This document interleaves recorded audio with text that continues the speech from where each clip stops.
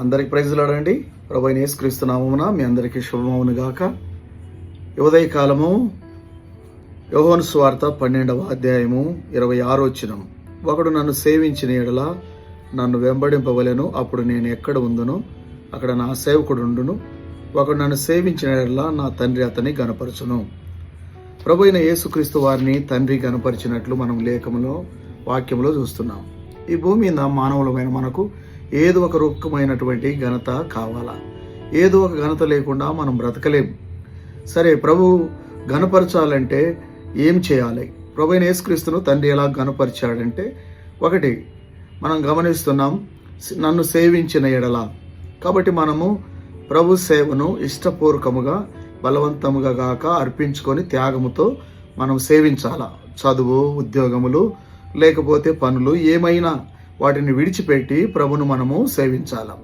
సోదరు భగత్ సింగ్ గారు కూడా తాను ఇంజనీరింగ్ పనిని వదులుకొని మరి తాను సేవించాడు.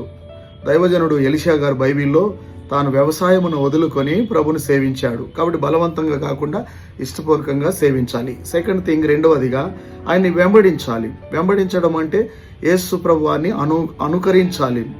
మత్తయి సువార్త 16:24లో ఎవడైనా నన్ను వెంబడింప గోరిని ఎడల తను తాను ఉపేక్షించుకొని తన సిలువనెత్తుకొని వెంబడించాలి. కాబట్టి following Jesus to the cross, సిలువ వరకు వెంబడించాలి. అప్పుడు నేను ఎక్కడ ఉందునో నా సేవకుడు అక్కడ ఉండును. ప్రభువైన యేసుక్రీస్తు వారు మూడవదిగా పశువుల శాలలో ఉన్నాడు. తలవాల్చుకోవడానికి స్థలము లేని స్థితిలో ఉన్నాడు. ఆకలి దప్పులతో ఉన్నాడు. నింద, అవమానం, తృణీకారం, దూషణలు సహించి శిలువపైకి ఎక్కాడు. కాబట్టి మనము కూడా ప్రభు వలె ప్రభు ఎక్కడ ఉన్నాడో ఆ పరిస్థితుల్లోనికి మనం వెళ్ళాలి.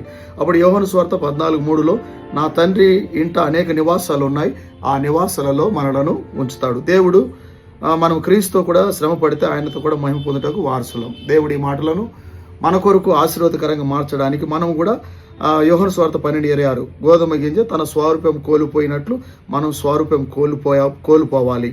మనం ఆయనతో కూడా చనిపోతే ఆయనతో కూడా బ్రతుకుదాం. అప్పుడు చనిపోయినటువంటి వారిని శారీరకంగా అంటే శరీరం లేకుండా, స్వయం లేకుండా చనిపోయినటువంటి వారిని తండ్రి గనపరుస్తాడు. కాబట్టి నీవు నేను దేవుని ద్వారా మాత్రమే గనపరచబడగలము. ఈ లోకములు ఎటువంటి ఘనతలు మనకు లేవు.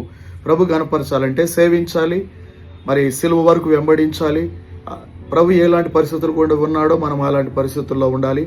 అప్పుడు తండ్రి మనలను గనపరుస్తాడు. ఈ ఘనత మీకును, మీ కుటుంబానికి, మీ జీవితానికి ప్రభు అనుగ్రహించినట్లు ఈ యొక్క విషయాలను మనం అనుసరిద్దాం.